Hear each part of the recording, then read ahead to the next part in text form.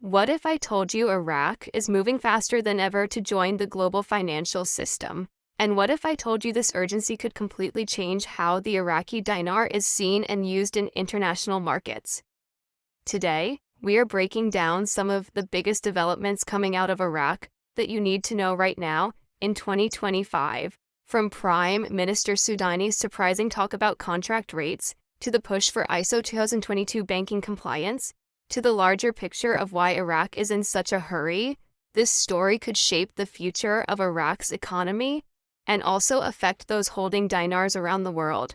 Stay with me until the end because the details I'm about to share may change the way you look at Iraq's currency situation. This isn't speculation, it's real moves, real urgency, and real signals that something major is happening. Prime Minister Soudani has recently been using the phrase contract rates more openly and more frequently.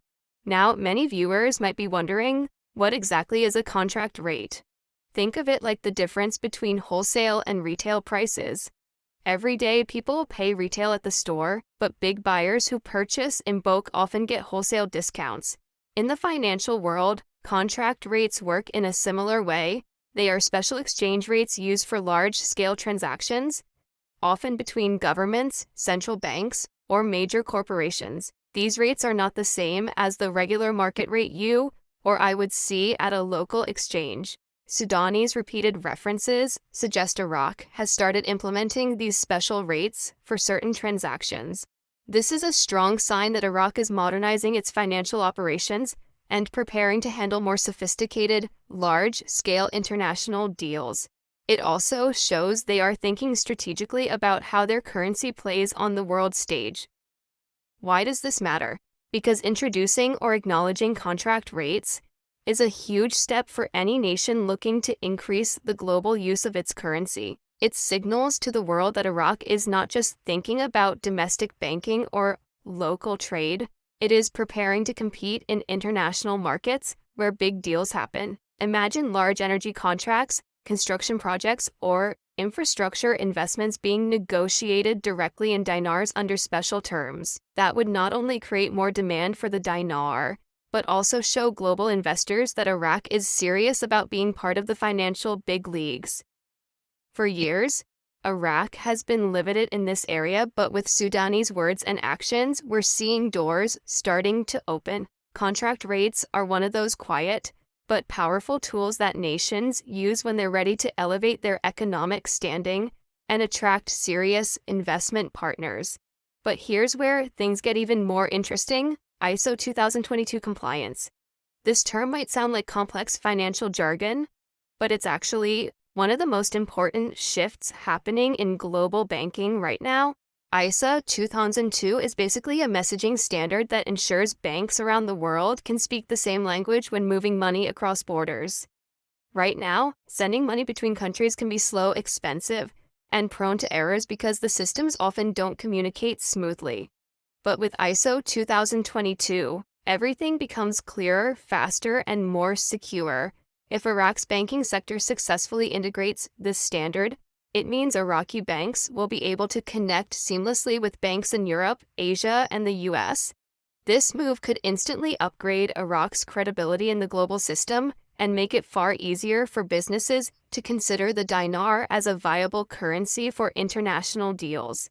Think about it this way: without ISO 2022, Iraqi banks have to go through extra steps and intermediaries to send or receive money abroad. Each step adds delays, extra costs, and risk of miscommunication. But with compliance, those barriers are removed. For example, a company in Germany wanting to buy oil or goods directly from Iraq could pay more easily, maybe even directly in dinars. That's a major difference compared to the current setup, where almost everything is funneled through US dollars or other global reserve currencies. If Iraq can create a smoother, faster, and cheaper way of doing business, the appeal of using their currency grows significantly. And when global appeal grows, so does demand, and demand is always one of the strongest forces driving any currency's value upward. So why is Iraq in such a hurry? That's the question many observers are asking. Prime Minister Soudani and his team have repeatedly emphasized the importance of speeding up financial integration. There are several reasons behind this urgency. First, Iraq sits on one of the largest oil reserves in the world. Right now, almost all of Iraq's oil sales are done in US dollars. If they can shift even part of that trade into dinars, they would gain much greater control over their economic destiny. Imagine not having to rely so heavily on the dollar's fluctuations. That kind of independence is incredibly powerful for a nation looking to rebuild and strengthen its sovereignty in global trade. The second reason is timing. The global financial system is going through massive changes. Countries like China and Russia are building their own payment systems and alternatives to the SWIFT network. If Iraq doesn't adapt quickly, it risks being left out of new systems that are reshaping trade. By moving fast, Iraq ensures it has a seat at the table in the next phase of global finance. And that's not just about prestige, it's about survival. In a world where being slow to modernize can leave a country isolated and dependent on outdated methods, Iraq doesn't want to miss this window of opportunity, especially when major shifts are already underway across continents. The third reason behind Iraq's speed is reconstruction. Iraq is in the middle of rebuilding its economy, infrastructure, and global reputation after decades of conflict and instability. Foreign investment is critical for this transformation, but investors hesitate when banking systems are clunky, slow, or unreliable. If Iraq can show the world that it has modern, internationally recognized banking standards, and even better, if they make transactions in dinars smooth and cost-effective, then more investors will be eager to come in. Easier currency use means fewer headaches, and fewer headaches mean more confidence. Iraq knows this, and that's why modernization isn't just an option, it's a necessity for attracting the kind of investment that can fuel long-term growth. Now let's touch on what Iraq means by reconnecting with the world. For years, Iraq's financial sector was isolated, relying on outdated systems and facing restrictions. But today, that story is changing. Iraq is updating its banking technology, training staff in international practices, and signing agreements with other countries to strengthen financial ties. These are not small steps. Each one represents a brick in the bridge Iraq is building back into the global economy. And the faster they lay these bricks, the sooner they can cross that bridge. What Soudani and his government are aiming for is nothing less than full reintegration into international finance, something that has been missing for decades, but now feels closer than ever. To put Iraq's journey in perspective, let's compare it to Vietnam. Over the past few years, Vietnam has been going through a similar modernization effort with its currency, the Vietnamese dong. By upgrading their financial systems and making the dong more accessible to foreign investors, Vietnam has seen huge benefits. Rising foreign investment, faster economic growth, and a stronger currency reputation. Iraq is watching this closely. But unlike Vietnam, Iraq has oil reserves that provide an even stronger foundation for economic stability. Oil is always in demand worldwide, and that demand gives Iraq an advantage that many other emerging economies don't have. Pair that with a young, motivated population, and you can see why Iraq has the tools to succeed if they move quickly enough. When Prime Minister Soudani talks about full integration, it's important to understand the layers involved. Full integration means Iraqi banks can connect effortlessly with global networks. It means foreign banks are confident in holding dinars without fear of instability.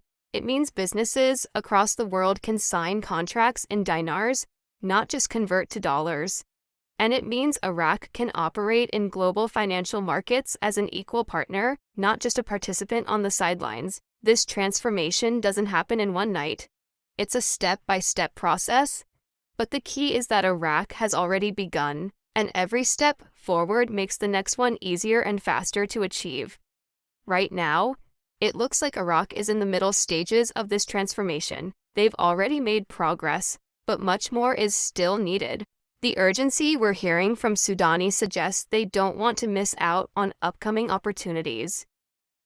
Whether that's favorable oil prices, global shifts in trade, or openings for investment partnerships. The world doesn't wait for anyone, and Iraq knows that. That's why words like expedited integration and moving quickly are being repeated in official communications. It's a clear signal that Iraq doesn't want to be reactive anymore. They want to be proactive, shaping their future rather than waiting for it to happen. For people who hold Iraqi dinars, all of this is both encouraging and exciting. The fact that Iraq is talking openly about contract rates, about international standards, and about speeding up integration means they are serious.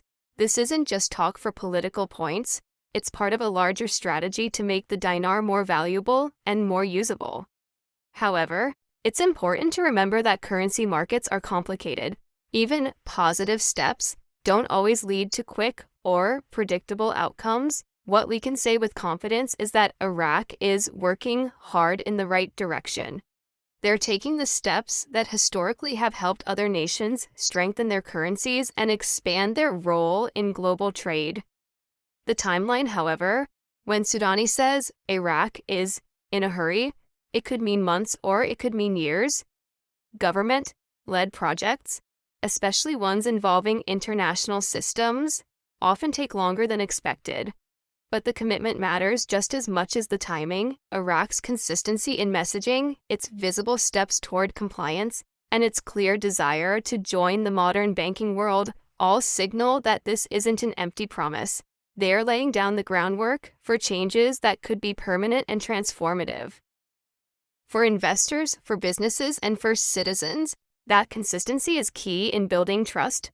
Vietnam's progress is another reminder that success is possible. Both Iraq and Vietnam share similarities: emerging economies, young populations, and a hunger for growth. Both are working hard to make their currencies more internationally acceptable.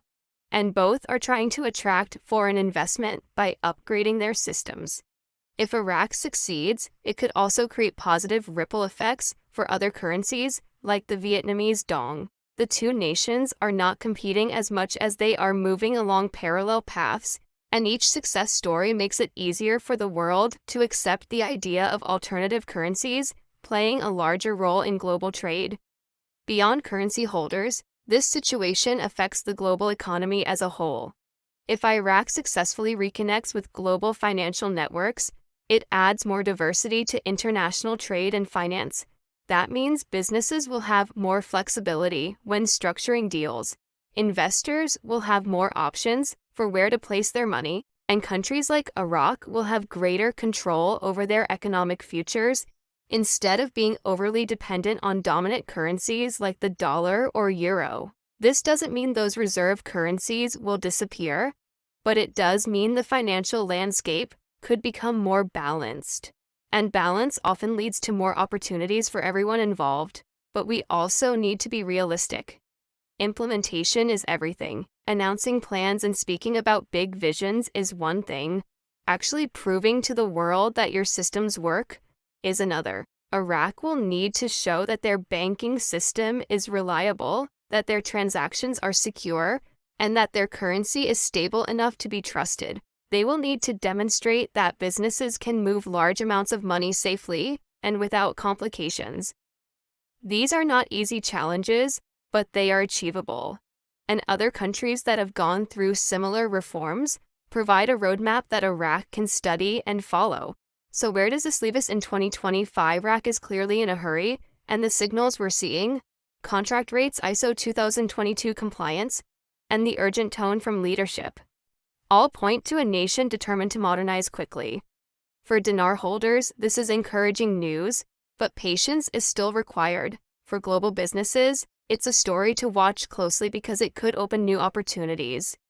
And for Iraq itself, it's a chance to finally reclaim its place in the financial world as not just an oil-rich nation, but a modern, globally connected economy. The next months and years will be critical, and what happens could reshape Iraq's future and the role of the dinar in ways we have never seen before.